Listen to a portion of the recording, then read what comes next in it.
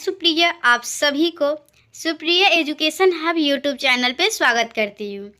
आज की वीडियो में हम लोग क्या देखने वाले हैं, जैसा कि आप सभी को पता है मैं आप लोगों का बिहार यूनिवर्सिटी के क्वेश्चन बैंक का सॉल्यूशन आप लोगों को प्रोवाइड करवाती हूँ और उसके साथ साथ आप लोगों को कोई भी इम्पोर्टेंट अपडेट आती है तो आप लोगों को देती हूँ।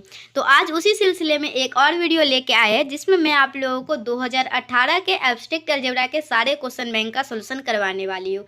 एक बात बता दूँ आप लोगों को, अगर आप लोग चैनल पर पहली बार आए हैं, इस चैनल के बारे में कुछ नहीं जानते हैं, तो मैथमेटिक्स ऑनर्स का मैं बहुत सारा ईयर का chapter wise question bank solution करवा दी हुई हूँ, तो आप लोग प्लेलिस्ट में जाकर चेक कीजिए, आप लोगों को मिल जाएगा।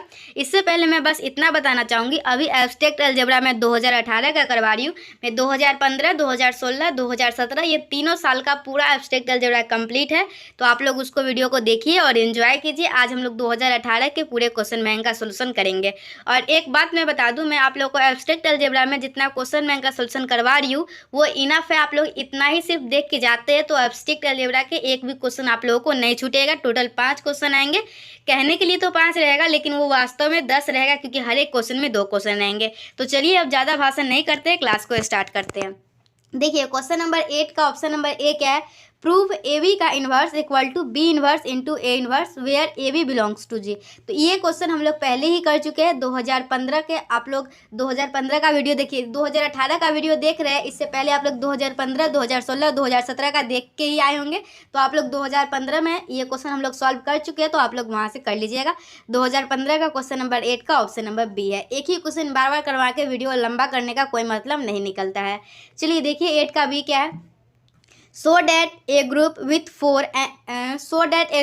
four and fewer elements is necessary abelian। तो देखिए ये क्या क्वेश्चन बोल रहा है, अगर कोई भी ग्रुप होगा तो उसमें 4 या फिर 4 से कम अगर उसमें एलिमेंट होंगे ना तो वो 100% कन्फर्म है कि वो अबेलियन होगा। देखिए क्या बोला, पहले कोई ग्रुप होगा, ओके, कोई ग्रुप है जिसमें अगर एलिमेंट 4 या फिर 4 से कम, मतलब 4 होगा या फिर 3 होगा या फिर 2 होगा या फिर 1 होगा, अगर ये सारे एलिमेंट होते हैं ना तो वो पक्का अबेलियन होगा।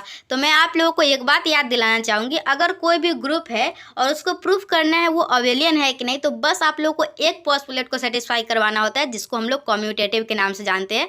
कम्यूटेटिव क्या होता है, A B equal to B A, okay. अगर ए इंटू बी है तो बी इंटू ए बी हो, मतलब ए बी और बी ए दोनों आपस में बराबर होना चाहिए। तो चलिए हम लोग इसमें क्या करेंगे, अलग अलग केस लेंगे। एक बार मानेंगे एक ग्रुप होगा जिसमें एक एलिमेंट होगा, फिर हम लोग क्या करेंगे दूसरा केस मानेंगे, एक ग्रुप मानेंगे जिसमें 2 एलिमेंट होगा, फिर तीसरा केस क्या करेंगे हम लोग एक ग्रुप मानेंगे जिसमें 3 एलिमेंट होगा, और चौथा केस क्या करेंगे एक ग्रुप मानेंगे जिसमें एलिमेंट होगा 4। और जितने भी उसमें पॉसिबल हो सकते हैं ना, क्या बोलते हैं उसका पेयरिंग, उसका कम्यूटेटिव, मतलब कि जितना भी पेयरिंग पॉसिबल हो सकते हैं वो सारे का दिखाएंगे, हाँ ये कम्यूटेटिव लॉ सेटिस्फाई कर रहा है, ओके। तो चलिए सबसे पहले एक करते हैं, फिर धीरे धीरे आप लोगों को समझ में आएगा।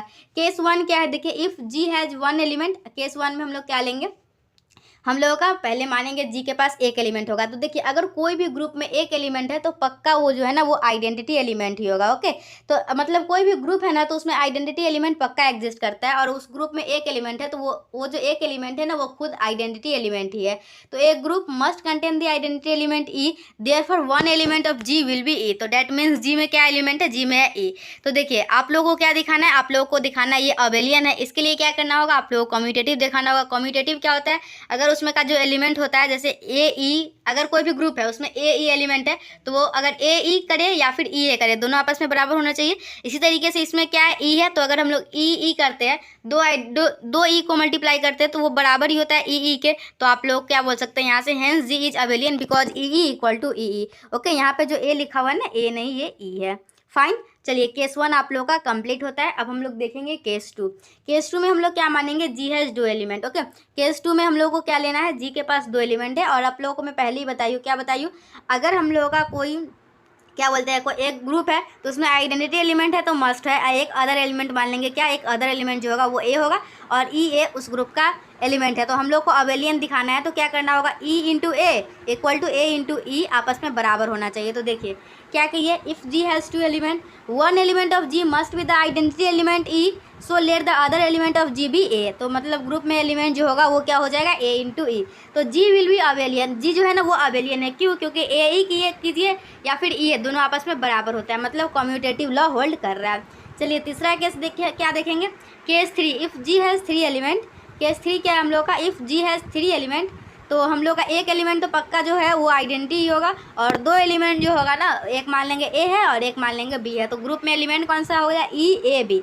अब हम लोग क्या जानते हैं, we know that the identity E its own inverse and if A B are their own inverse. और हम लोग क्या जानते हैं, जो कोई भी ग्रुप में है ना, वो जो भी एलिमेंट होता है ना, वो खुद का अगर वो इन्वर्स है तो वो एक अबेलियन ग्रुप फॉर्म करता है। तो we know that the identity E is its own inverse and if A B are their own inverse then G is abelian because a group in which every element is its own inverse is abelian. देखिए क्या है, समझिए पहले। अगर कोई group में जितने भी एलिमेंट है वो अगर खुद के खुद इन्वर्स है, मतलब ग्रुप में ई ए बी है, अगर ई का इन्वर्स ले रहे हैं तो ई आ रहा है, ए का इन्वर्स ले रहे हैं तो ए आ रहा है, बी का इन्वर्स ले रहे हैं तो बी आ रहा है, मतलब वो उसका इन्वर्स करने पे वो खुद अपने आप ही आता है ना, तो ऐसे ग्रुप को हम लोग अबेलियन, ऐसा ग्रुप हम लोग का अबेलियन होता है। तो एक केस लिए क्या लिए, जब वो खुद का इन्वर्स है। अब हम लोग दूसरा केस क्या लेंगे, वो अपने आप का इन्वर्स नहीं है, किसी और का है। ओके, तो in other case if A is the inverse of B, अब हम लोग मानेंगे ए जो है वो बी का इन्वर्स है और बी जो है वो ए का इन्वर्स है, मतलब ए इक्वल टू है बी इन्वर्स और बी इक्वल टू है ए इन्वर्स। तो हम लोग को क्या दिखाना होगा, हम लोग को दिखाना होगा, देखिए पहले ग्रुप में एलिमेंट कौन कौन से है वो देखिए। ग्रुप में हम लोग का ई है, ए है,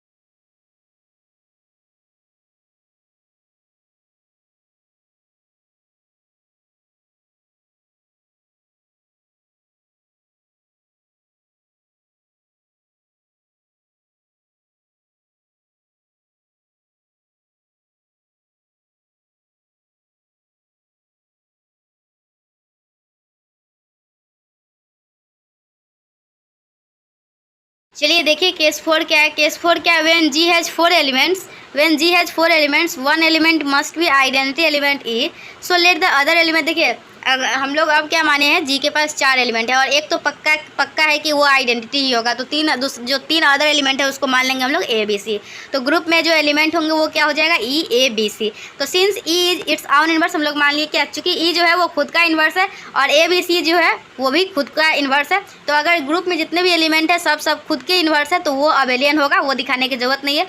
दूसरा केस मानेंगे क्या, ए बी सी जो तीनों है ना वो आपस में खुद का इन्वर्स नहीं है, किसी दूसरे का है। ओके, देखिए in other case when A B C are not their own inverse then one of A B C is its own inverse and the remaining 2 elements be each other. मतलब A B C 3 element है ना, तो एक जो होगा वो खुद का इन्वर्स होगा, लेकिन दो है ना, दो बी और देखिए मान लीजिए ए है ना, ए खुद का इन्वर्स है और बी जो है वो सी का इन्वर्स है, सी जो है वो बी का इन्वर्स है। तो हम लोग का क्या क्या कंडीशन आ गया यहाँ से, A equal to A inverse, B equal to C inverse and C equal to B inverse. अब हम लोगों को सारा जितना पॉसिबिलिटी में पिछले आप लोगों को तीन वाले बना के बताई थी, उसी तरीके से इसमें निकालना होगा। बी सी निकालेंगे फिर सी भी निकालेंगे, दोनों आपस में बराबर आएगा।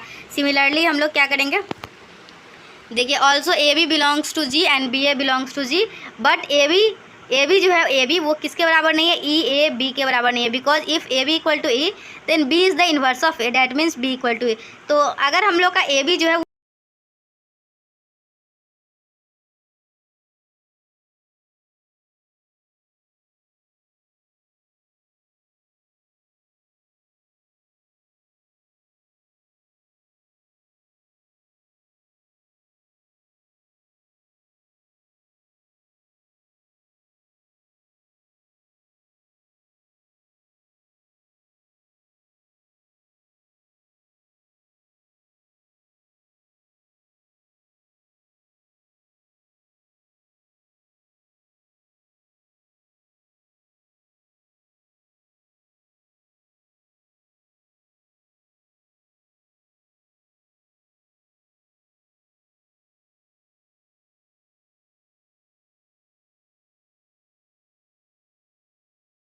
देखिए मैं आप लोगों को एक बात बताना चाहती हूँ, अगर आप लोगों को 5 ईयर का सिर्फ क्वेश्चन चाहिए होगा, आप लोगों के मैथमेटिक्स ऑनर्स पेपर 3 पेपर 4 और कोई भी दुनिया संसार का 5 साल का क्वेश्चन पेपर चाहिए होगा प्रीवियस, तो आप लोग मुझसे ले सकते हैं।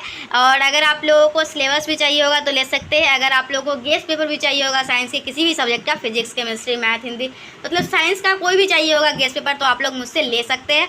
और देखिए केमिस्ट्री, अभी केमिस्ट्री का बात ही नहीं है तो हटाइए उसको, चलिए क्वेश्चन पर ध्यान दीजिए।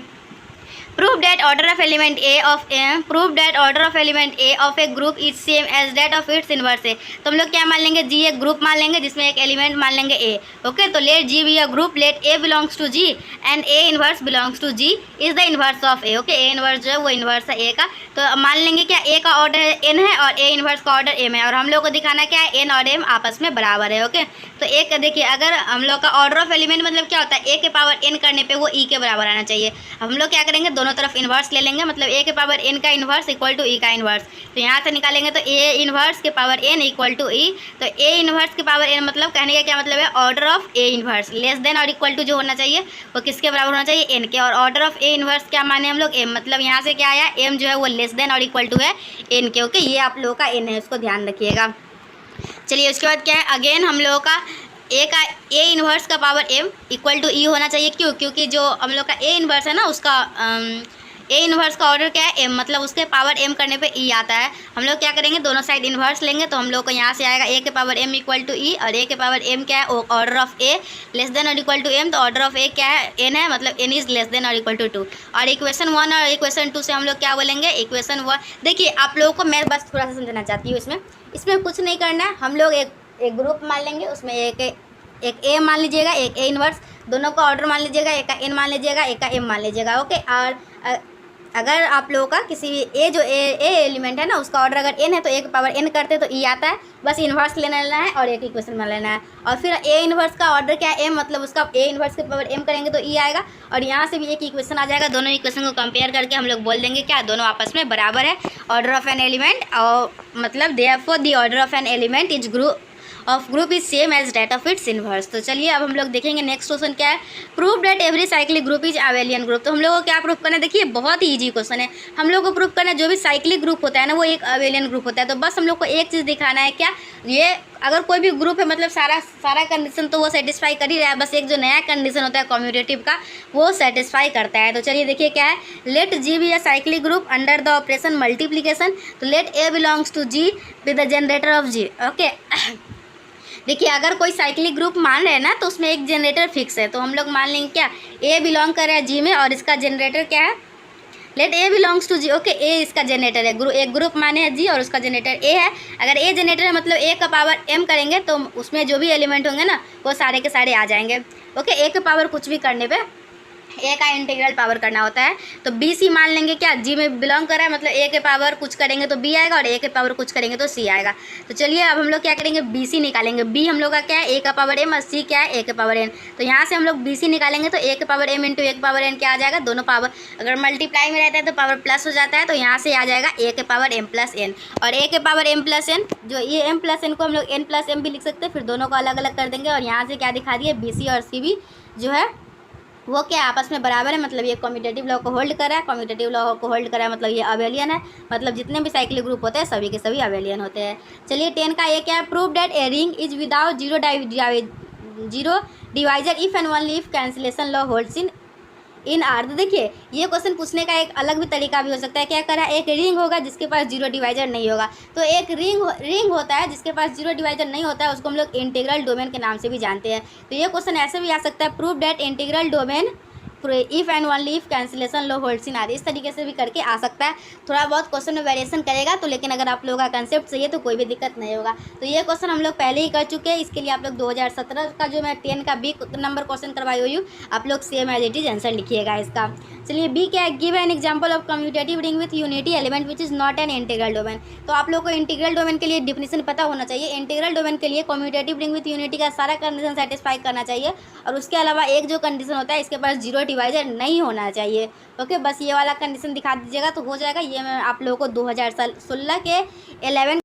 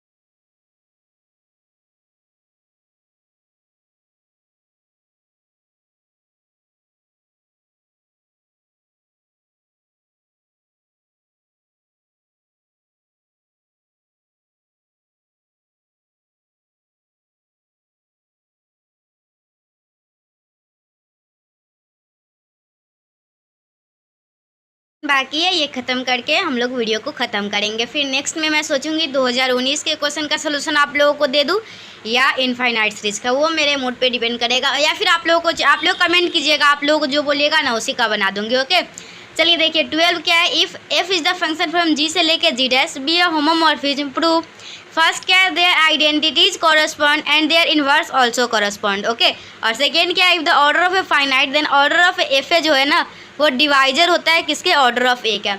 एक बात मैं बताना चाहती हूँ, बहुत सारे ऐसे स्टूडेंट होते हैं जो सो के सीधा वीडियो देखते हैं। तो वैसे स्टूडेंट जो सो के सीधा वीडियो देखते हैं लेकिन क्वेश्चन बैंक का सोल्यूशन तो चाहिए ही, तो अगर पीडीएफ चाहिए होगा तो आप लोग मुझसे कांटेक्ट करके ले सकते हैं। आसानी से आप लोगों को क्वेश्चन बैंक के सोल्यूशन का पीडीएफ मिल जाएगा। और मैं आप लोगों को एक सजेशन देना चाहूँगी, आप लोग जो टॉप 10 क्वेश्चन के पीछे सिर्फ भागते हैं, आप लोग टॉप 10 पढ़िए, अच्छी बात है, लेकिन क्वेश्चन बैंक को इग्नोर मत कीजिए। जब तक पूरा का पूरा क्वेश्चन बैंक अच्छे से कंप्लीट नहीं है, टॉप 10 पढ़ने का कोई फ़ायदा नहीं है। तो पूरा पहले क्वेश्चन बैंक कंप्लीट कीजिए, फिर टॉप 10 पढ़िए और फिर आसानी से एग्जाम देने जाइए बिना डरे हुए। ओके, चलिए देखिए क्या, if F is the function from G से लेके जी डैश है, अगर वो होमोमॉर्फिज्म है, ओके, तो हम लोग का क्या होगा, जो उसका आइडेंटिटी होगा ना वो कॉरस्पॉन्ड करेगा इन्वर्स को। ओके, यही क्वेश्चन था हम लोग का, एक बार देख लेते हैं। आइडेंटिटी कॉरस्पॉन्ड या इन्वर्स ऑल्सो कर। ओके, चलिए देखिए क्या है, हम लोग क्या है हम लोग का, let F E equal to A dash. हम लोग मान लिए क्या एफ ई जो है वो ए डैश के बराबर है। ओके, तो मान लें क्या माने हम लोग, एफ ई जो है वो ए डैश के बराबर है, ए डैश बराबर है एफ ई। तो अगर ई में ई से मल्टीप्लाई करेंगे, किसी भी आइडेंटिटी में हम लोग उसी एलिमेंट से मल्टीप्लाई करते हैं तो बराबर ही होता है। मतलब ई को हम लोग ई इंटू ई लिख सकते हैं, कोई बात नहीं है, कोई प्रॉब्लम परेशानी नहीं है। ओके, तो देखिए एफ ऑफ ई को हम लोग क्या लिख सकते हैं, F of E into F of E. और एफ जो है एक होमोमॉर्फिज्म है, तो होमोमॉर्फिज्म का आप लोग को डिफिनेशन याद होगा, अगर एफ ऑफ ए भी है वो बराबर होता है किसके, F of A into F of B. तो उसी तरीके से F of E into F of E के बराबर हो जाएगा। और एफ ऑफ ई किसके बराबर है, एफ ऑफ ई जो है ना वो आप लोग को ए डैश के बराबर है, तो यहाँ पे ए डैश लिख दीजिएगा और यहाँ पे ए डैश लिख दीजिएगा। और ये किसके बराबर आ रहा है, ए डैश के। तो हम लोग क्या करेंगे, देखिए ए डैश को हम लोग क्या लिख सकते हैं, ए डैश इंटू ई डैश लिख सकते हैं। ए डैश इंटू ई डैश क्या आएगा, ए डैश ही आएगा। ओके, किसी भी एलिमेंट में आइडेंटिटी से मल्टीप्लाई करने पे सेम एलिमेंट ही आता है। तो हम लोग को यहाँ से क्या आया, A dash into A dash equal to A dash into E dash. हम लोग अब लेफ्ट कैंसिलेशन लॉ लगा के दोनों को कट कर देंगे और यहाँ से क्या आ गया, A dash equal to E dash आ गया। और हम लोग क्या माने थे, ऊपर क्या माने थे, देखिए हम लोग माने थे ए डैश जो है वो किसके बराबर है, ए डैश जो है वो एफ ई के बराबर है, मतलब एफ ई बराबर ई डैश आ गया। इस तरीके से हम लोगों का प्रूफ होता है। चलिए देखिए अब हम लोग इन्वर्स वाला देख लेंगे। क्या हम लोग का F A into F of A inverse, F homomorphism में तो इसको क्या लिख सकते हैं, F of A into A inverse. और ए इंटू ए इन्वर्स क्या होता है, ई। और एफ ऑफ ई क्या होता है, एफ ऑफ ई जो होता है वो ई डैश के बराबर होता है। पिछले हम लोग पीछे प्रूफ किए थे। उसी तरीके से हम लोग क्या हो जाएगा, F of A inverse into F of A, इसको क्या लिख सकते हैं, F of A inverse into A लिख सकते हैं। और ए इन्वर्स इंटू ए क्या होता है, ई होता है। एफ ऑफ ई बराबर क्या आ जाएगा, ई डैश आ गया। मतलब ये और ये आपस में बराबर है, ओके, इक्वल टू ई के। तो हम लोग यहाँ से हम लोग को क्या आ जाएगा, this means that F of A inverse is the inverse of F A. Okay, मतलब ये जो है वो इसके इन्वर्स के बराबर है। और हम लोगों का दूसरा भी प्रूफ होता है। चलिए उसके बाद हम लोगों को क्या प्रूफ करना था, होमोमॉर्फिज्म दिया हुआ है तो हम लोग का जो ऑर्डर है ना, ऑर्डर वो लेस देन और इक्वल होता है इसके। ओके, जो क्वेश्चन था ना वो क्या था, डिवाइजर वाला, वही है। तो हम लोग क्या मान लेंगे, ऑर्डर ऑफ ए जो है वो एन है। तो ऑर्डर ऑफ ए अगर एन है मतलब ए के पावर एन करेंगे तो वो ई के बराबर आना चाहिए, जहाँ पे एन हम लोग का लीस्ट पॉजिटिव इंटीजर होना चाहिए। आप लोगों को मैं पढ़ाई हुई हूँ पूरा एब्स्ट्रैक्ट अलजेब्रा, जिसमें ऑर्डर ऑफ एलिमेंट और मतलब ग्रुप का ऑर्डर और एलिमेंट जो होता है ना, हाँ, एलिमेंट का ऑर्डर, ये सारा कुछ आप लोग को पढ़ाई हुई हो। आप सभी को पता होगा कैसे हम लोग ऑर्डर निकालते हैं। किसी भी एलिमेंट का ऑर्डर निकालना होता है तो उसके पावर हम लोग एन करते हैं। ओके, और जब आइडेंटिटी के बराबर आते हैं तो जो एन लेते हैं, जो कि लिस्ट पॉजिटिव इंटीजर होता है, वही हम लोगों का कहलाता है। तो जहाँ पे then N is the least positive integer such that A के power N equal to E, where E is the identity of G. तो हम लोग क्या निकालेंगे, एफ ऑफ ए के power N. F of A के पावर एन, तो ए के पावर एन को क्या लिख सकते हैं, ए इंटू एन टाइम्स लिख सकते हैं। और एफ होमोमॉर्फिज्म है तो उसको क्या लिख सकते हैं, F of A into F of A into F of A. और ये एन टाइम्स है, मतलब एफ ऑफ ए के पावर एन लिख सकते हैं। अब हम लोग क्या करेंगे, एफ ऑफ ए के पावर एन जो है वो किसके बराबर है, एफ ऑफ ए के पावर एन के बराबर है। ए के पावर किसके बराबर होगा, ए के पावर एन जो हम लोग का ई के बराबर होगा। और एफ ऑफ ई जो है किसके बराबर होता है, ई डैश के बराबर होता है। तो यहाँ से हम लोग का क्या आया, ऑर्डर ऑफ एफ ए जो आया वो क्या होगा, लेस देन और इक्वल टू एन। और एन क्या है, order of element A.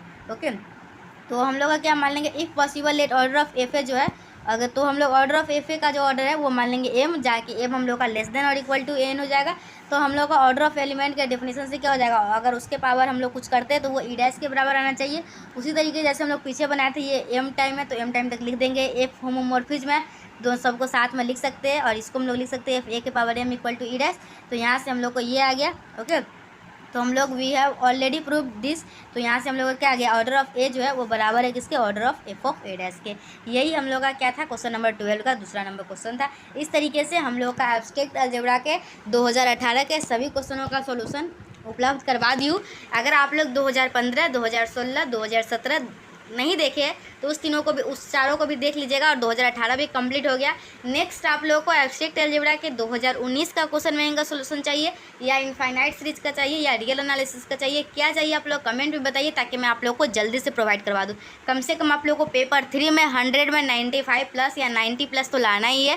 Okay, क्योंकि मैं आप लोगों को पेपर 3 में बहुत सारा कंटेंट प्रोवाइड करवा दी हुई है। ओके, अब पेपर 4 में डिफरेंशियल इक्वेशन के सारे क्वेश्चन को बनाना है, और उसके बाद स्टैटिक्स डायनेमिक्स में से मैं आप लोगों को कुछ गेस कर देती हूँ। ओके, उसमें से स्टैटिक्स डायनेमिक्स का सभी क्वेश्चन आप लोगों को गेस पेपर से एग्जामिनेशन में आएंगे, तो गेस पेपर ही पढ़िए आप लोग, और मतलब क्वेश्चन बैंक उठा लीजिए।